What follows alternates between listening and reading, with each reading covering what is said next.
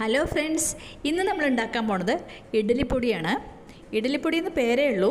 ഇത് ഇഡ്ഡലിക്കും ദോശയ്ക്കൊക്കെ കഴിക്കാം. ഇത് നമുക്ക് കുറച്ച് ദിവസത്തേക്ക് ഒരു 2-3 മാസത്തേക്ക് ഉണ്ടാക്കി വയ്ക്കാം. ഒരു കേടും വരില്ല. പിന്നെ നമുക്ക് രാവിലെ ചട്നി അരയ്ക്കാനുള്ള ബന്ധപ്പാടുകളൊന്നും വേണ്ട. നമുക്കിത് കുറച്ച് വെളിച്ചെണ്ണയിൽ ചാലിച്ച് അല്ലെങ്കിൽ നല്ലെണ്ണയിൽ ചാലിച്ച് കൊടുത്തു കഴിഞ്ഞാൽ നല്ല ടേസ്റ്റാണ് കഴിക്കാൻ. അപ്പോൾ നമുക്ക് വീഡിയോയിലേക്ക് പോവാം. എൻ്റെ ചാനൽ ആരെങ്കിലും ആദ്യമായിട്ട് കാണുന്നുണ്ടെങ്കിൽ ഒന്ന് സബ്സ്ക്രൈബ് ചെയ്ത് സപ്പോർട്ട് ചെയ്യണം. അതുപോലെ എല്ലാവരും ലൈക്ക് ചെയ്യണം, കമൻറ്റ്സ് എഴുതണം കേട്ടോ. ഇനി നമ്മുടെ ഇൻഗ്രീഡിയൻസ് എന്തൊക്കെയാണെന്ന് നോക്കാം. ഞാനിവിടെ ഒരു 1/4 കപ്പ് ഉഴുന്നാണ് എടുത്തു വെച്ചേക്കുന്നത്. ഉഴുന്ന് പരിപ്പ് ഉഴുന്നെടുക്കാം. പിന്നെ ഒരു 1/2 കപ്പ് കടലപ്പരിപ്പ്, 1/2 കപ്പ് അരിയാണ് എടുത്തു വെച്ചത്. പിന്നെ 1 സ്പൂൺ കുരുമുളക്, 1 സ്പൂൺ ജീരകം, പിന്നെ കുറച്ച് കറിവേപ്പില, പിന്നെ എടുത്തു വെച്ചേക്കുന്നത് കുറച്ച് വറ്റൽമുളകാണ്. അത് എരിവനുസരിച്ച് എടുത്തു വയ്ക്കുക. ഒരു 5-8 എടുത്തു വെച്ചിട്ടുണ്ട് ഇവിടെ. പിന്നെ കായപ്പൊടി, ഉപ്പ്, ഇതൊക്കെയാണ് മെയിൻ ഇൻഗ്രീഡിയൻസ് ഞാൻ എടുത്തു വെച്ചേക്കുന്നത്. പിന്നെ വറുത്ത ഇൻഗ്രീഡിയൻസ് ഇടാൻ വേണ്ടിയിട്ട് ഒരു പാത്രവും എടുത്തു വെച്ചിട്ടുണ്ട്. ഇനി നമുക്ക് ആദ്യം ഉഴുന്നും പരിപ്പ് വറക്കാം. ചീഞ്ചട്ടി ചൂടായി അതിലേക്ക് ഉഴുന്നും പരിപ്പ് ഇട്ട് ഇങ്ങനെ നിർത്താണ്ട് ഇളക്കിക്കൊണ്ടിരിക്കണം. അതാണ് ഇതിൻ്റെ ഏറ്റവും വലിയ ബുദ്ധിമുട്ടുള്ള കാര്യം. ഇപ്പോൾ ഒരുവിധം ഉഴുന്ന് വറവ് ആയി തുടങ്ങി, ചുമന്ന നിറമായി തുടങ്ങി. നല്ല ചുമന്ന നിറമാവണം കേട്ടോ. അതുവരെ നിർത്താതെ ഇളക്കി നമുക്ക് വറുത്തെടുക്കണം. ഓരോ ഇൻഗ്രീഡിയൻസും ഒറ്റയ്ക്കാണ് ഞാൻ വറുത്തെടുക്കുന്നത്. ഉഴുന്ന് പരിപ്പിൻ്റെ നിറം കണ്ടില്ലേ, നല്ല ചുമന്നു. ഇനി നമുക്ക് ഒന്നുകൂടി ഇളക്കി കൊടുത്തിട്ട് വാങ്ങിയെടുക്കാം. വാങ്ങാനുള്ള പാത്രം നേരത്തെ തന്നെ തയ്യാറാക്കി വെച്ചിരുന്നു. അപ്പോൾ അതിലേക്ക് ഇട്ട് കൊടുത്തു. അടുത്തത് നമ്മൾ ചീഞ്ചട്ടിയിലേക്ക് ഇടുന്നത് കടലപ്പരിപ്പാണ്. കടലപ്പരിപ്പും ഇതുപോലെ തന്നെ നല്ലോണം ഇളക്കി കൊടുക്കുക. കൈ വിട്ട് കഴിഞ്ഞാൽ പിന്നെ ചിലത് കരിയും, അങ്ങനെ ചിലത് കരിയതും വേവാത്തും ഒക്കെ ആയി മാറും.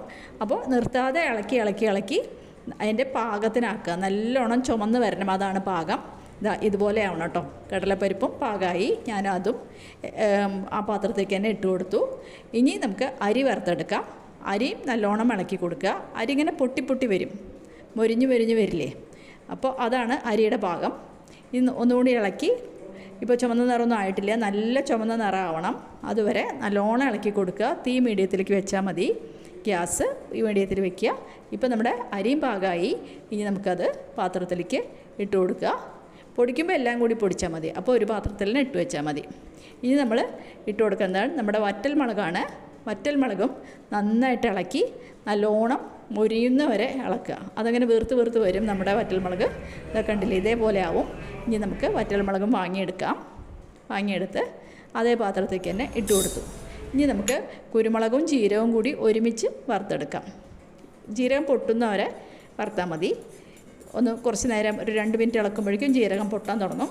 അപ്പോൾ നമുക്ക് വാങ്ങിയെടുക്കാം കേട്ടോ. ഇപ്പോൾ ജീരകം പൊട്ടി തുടങ്ങി, നമുക്ക് അത് വാങ്ങിയെടുക്കാം.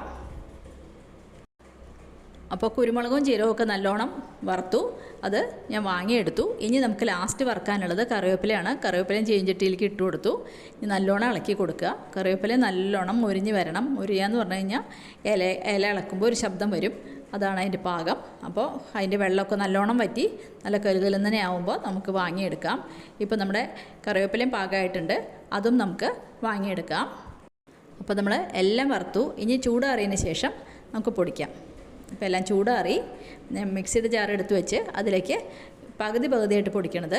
അപ്പോൾ എത്രയാണ് പൊടിക്കുന്നത് അതനുസരിച്ച് കായപ്പൊടി ഉപ്പും ചേർത്തതിന് ശേഷം ഒന്ന് നല്ലോണം ഇളക്കി കൊടുക്കുക. ഞാൻ ചെയ്യുന്ന രീതിയാണിത്. എന്നിട്ട് നന്നായി പൊടിച്ചെടുക്കാം.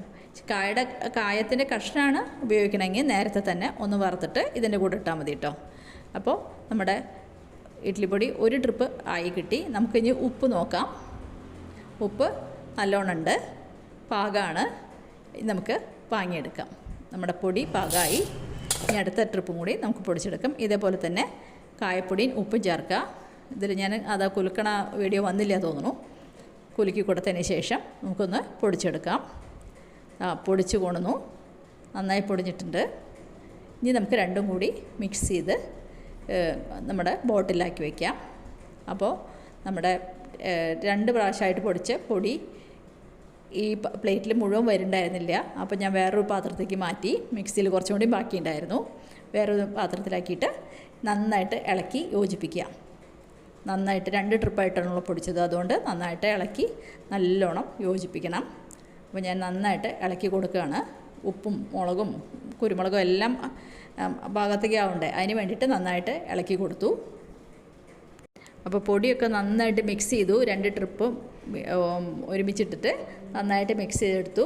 ഇനി ബൗളിലേക്ക് 2 ടീസ്പൂൺ പൊടി എടുത്തിട്ട് വെളിച്ചെണ്ണ ചാലിച്ചിട്ട് നമുക്ക് ദോശയുടെ ഇഡ്ഡലിയുടെ കൂടെയൊക്കെ കഴിക്കാം. ഇവിടെ നിന്ന് ദോശ ഉണ്ടാക്കിയേക്കണേ, അപ്പോൾ അതിൻ്റെ കൂടെ കഴിക്കാൻ വേണ്ടിയിട്ട് 2 ടീസ്പൂൺ പൊടി ഞാൻ വെളിച്ചെണ്ണ ഒഴിച്ച് നല്ലോണം കലക്കി. വെളിച്ചെണ്ണയ്ക്ക് അങ്ങനെ പ്രത്യേകിച്ച് അളവൊന്നുമില്ല, അത് പൊടിയൊന്നും നനയുന്ന വരെ ഒഴിച്ചിട്ട് നല്ലോണം മിക്സ് ചെയ്യുക, അത്രയേ ഉള്ളൂ. അപ്പോൾ പൊടി നന്നായിട്ട് മിക്സ് ചെയ്തു. ഞാൻ ദോശ ഉണ്ടാക്കി വെച്ചിട്ടുണ്ട്, അതിൻ്റെ കൂടെ കഴിക്കാൻ വേണ്ടിയിട്ട് ഞാൻ പൊടി വിളമ്പുകയാണ്. ഇങ്ങനെ പൊടി ഉണ്ടാക്കി വെച്ചാൽ നമുക്ക് പെട്ടെന്ന് എപ്പോൾ വേണമെങ്കിൽ ദോശ ഉണ്ടാക്കിയിട്ട് പൊടിയുടെ കൂടെ കഴിക്കാം കേട്ടോ. നല്ല ടേസ്റ്റാണ്, ചട്നിയേക്കാളും സ്വാദാണ്. അപ്പോൾ എല്ലാവരും ചെയ്തു നോക്കുക. ഇഷ്ടപ്പെടുകയാണെങ്കിൽ വീഡിയോ ലൈക്ക് ചെയ്യാം. ഇനി ഒരു പുതിയ വീഡിയോ ആയിട്ട് അടുത്ത തന്നെ കാണാം കേട്ടോ. Thank you.